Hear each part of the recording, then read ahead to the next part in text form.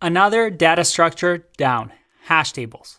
By now, you should absolutely love them because, well, they're very useful. They're used everywhere. And the funny thing is that it's probably the most common interview question where you use a hash table to optimize something, kind of like we saw in our interview question. By using hash tables, we optimize those nested loops that are O(n) squared to O of n, linear time. This is a question that comes up again and again that I promise you, if you notice this pattern, it will be extremely useful for you in an interview. And undoubtedly, you'll have an instance where you have to use it and follow this exact same step. In this section, we learned that hash tables have really fast lookups, but remember, we need a good collision resolution needed. Usually, we don't need to worry about this because our language and computer underneath the hood take care of that for us.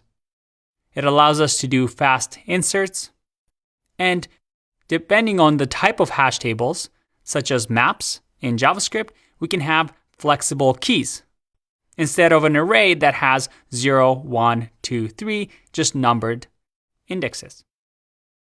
The downside with hash tables is that it is unordered.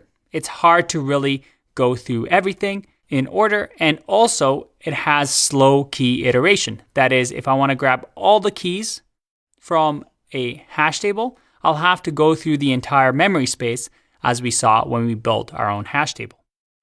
Looking at the Big O cheat sheet, we can see that hash tables has a search, insertion, deletion of O of 1, but in worst case, due to collision, there are some O of n operations that could happen. And if we go to our mind map, we can now cross off hash tables off our list. We understand the Big O complexity. We also understand that with collisions, we might want to use something like linked lists, which we'll talk about very shortly. In our exercise, we just simply used arrays. We also learned the idea that hash tables in interviews are usually useful for improving time complexity, especially of nested loops. The trade-off being that we can have fast access, but more memory. Going back to our question that we had a few lessons ago, where we had to find the common item of two arrays. We had array 1 and array 2, and we had to see if any of these arrays contained similar items. We had one that didn't, and the second version, where x and x, both arrays contained x, it would return true. Our first iteration of that exercise, we had to use 2 for loops that were nested. So that created A times B complexity. However, using hash maps, we were able to just do 1 for loop and optimize this function. Like I said before, this is such a common pattern that we'll be talking about it later on in the course as well when we talk about dynamic programming. If we go back to our cheat sheet that I shared with you at the beginning of this course, we can now cross off a few things off the list that we haven't talked about in the good code checklist. We talked about the good use of data structures, when to use hash tables over perhaps arrays. The idea of code reuse and not repeating yourself is something we've been following and should be familiar to all of us. We also talked about modular code and making code more readable, which allows code to be more maintainable and testable.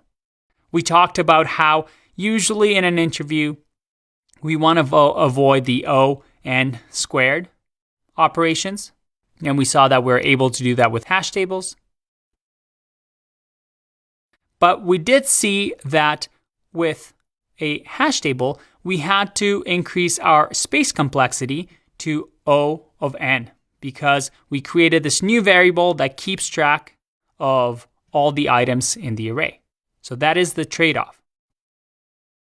And then we can cross off a few heuristics. For those who don't know, heuristics are kind of like rules or simple tricks that are going to come up over and over and over that you can use in an interview. Hash maps or hash tables are usually the answer to improve time complexity. Again, hash tables are some of the best way to optimize your code. And looking at time versus space trade-off, sometimes storing extra state in memory, like we did with hash tables, can help the time or the runtime. And then finally, space-time trade-offs. Hash tables usually solve this a lot of the time. You use more space, but you can get a time optimization to the process. I know we've only talked about 2 data structures, but I think these 2 are the most important. Moving forward, we're going to use them to learn about others.